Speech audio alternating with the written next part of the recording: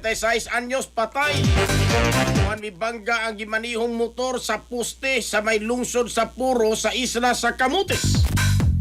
Detalye sa report sa Ronato kini pinagi sa pagpamati ni Katropag June 14. Live report.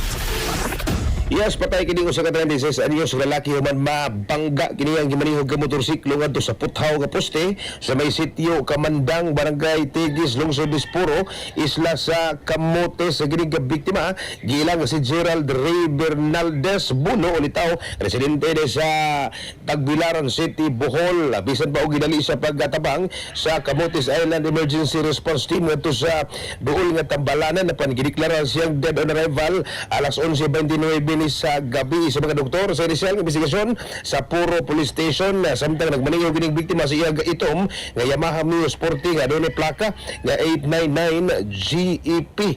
Padung unta kato sa poblasyon sa San Francisco pag-abot sa mga dapit kay litmatod pa na wad-an og kontrol og balanse sa motorsiklo ang biktima. Tuod niini mibangga ang motor sa usa ka puthaw nga poste sa Raplins Karsada. Sa kagusog sa mong impact nalabay ang gining biktima, naligid ngadto sa dalan hinungdan nga nakaangkon kini grabing samad sa iyang ulo nga mo'y gituan nga mo'y resulta siya ga hinanalig kamatayon gingon nga mo'y hinungdan siya kamatayon na grabing samad gyud nga naangkon sa biktima. Sa mga aksidente ang giniglawas sa biktima ug ang motorsiklo gitugyan na sa iyang pamilya alang sa husto nga disposisyon.